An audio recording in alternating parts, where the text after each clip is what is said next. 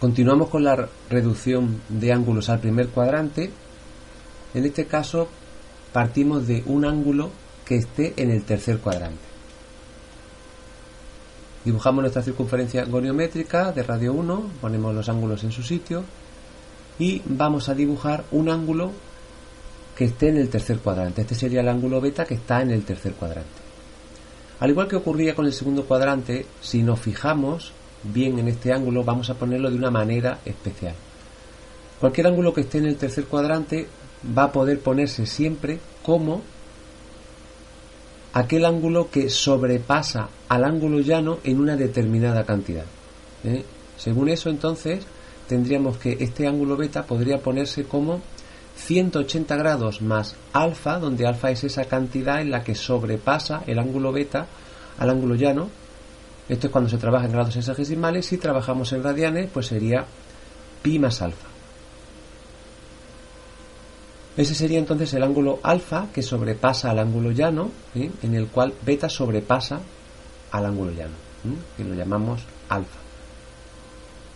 Los ángulos que son de este tipo se llaman ángulos que se diferencian en 180 grados o pi radianes. Vamos a poner un par de ejemplos para entenderlo mejor. Por ejemplo, si el ángulo beta fuera el ángulo de 210 grados, que sería un ángulo del tercer cuadrante, ¿en cuánto sobrepasaría este ángulo beta al ángulo llano? Pues tendríamos que hacer simplemente la resta 210 menos 180 y nos daría 30 grados. Vemos entonces que tendríamos que 210 y 30 grados son dos ángulos de este tipo, que se diferencian en 180 grados o pi radianes. Otro ejemplo, por ejemplo, si beta es 240 grados, entonces alfa sería, vamos a pensar un poquito, pues 240 en cuanto sobrepasa a 180, hacemos la resta y nos daría 60 grados como valor de alfa en este caso. Podemos entonces escribir que el ángulo beta va a ser siempre 180 grados más alfa, es decir, cualquier ángulo del tercer cuadrante puede ponerse como 180 grados más una determinada cantidad.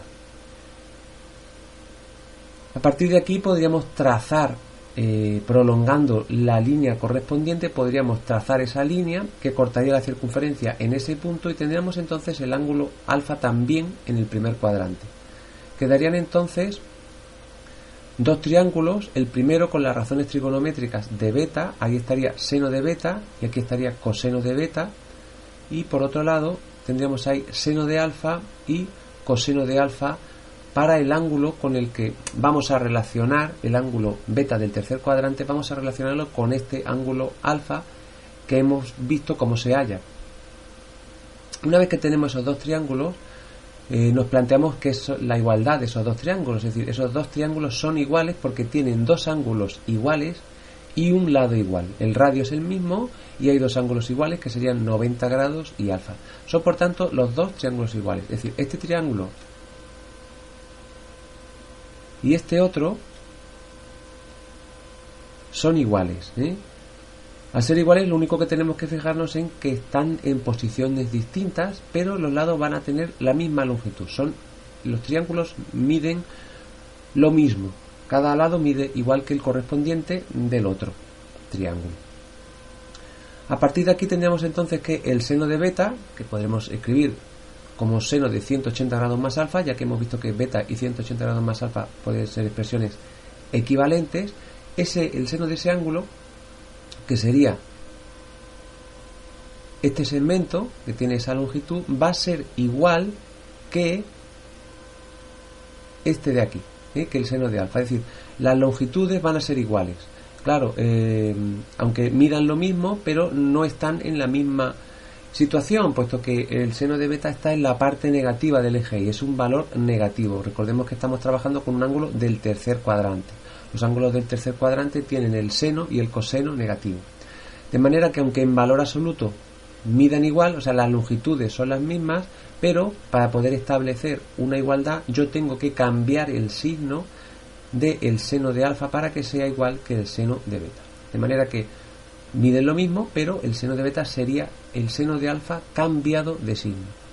Un razonamiento parecido nos llevaría a que el coseno de beta sería igual a este segmento Este segmento, lo que mide este segmento es lo que mide el coseno de beta, y por otro lado, este segmento mide lo mismo, pero al igual que ocurre con el seno, el coseno de beta es negativo, puesto que está en la parte negativa del eje de las X. Entonces, para poder establecer la igualdad tenemos que cambiar el signo del coseno de alfa, que de por sí es positivo, para que sea igual que el coseno de beta. Con respecto a la tangente, vamos a trazar la tangente, y nos damos cuenta que por la forma en que hemos explicado que se traza la línea trigonométrica tangente, coincidiría esa línea para los dos ángulos, tanto para beta como para alfa, puesto que se trazarían de la misma manera, exactamente de la misma manera. Coinciden, por tanto, las tangentes. También podríamos haber razonado eso simplemente teniendo en cuenta que la tangente es el cociente del seno entre el coseno, y por tanto la tangente de beta sería dividir menos seno de alfa entre menos coseno de alfa, y por lo tanto menos entre menos nos daría más, por lo tanto coincidirían, ¿no? De todas maneras, hemos visto el dibujo y a partir de ahí pues podemos darnos cuenta de que coinciden. Vamos ahora por la secante. La secante de beta, al ser la inversa del coseno, pues ¿qué es lo que va a ocurrir? Que nos va a dar que va a ser menos la secante de alfa. Es decir, puesto que los cosenos son iguales pero cambiando el signo, pues la secante va a pasarle lo mismo.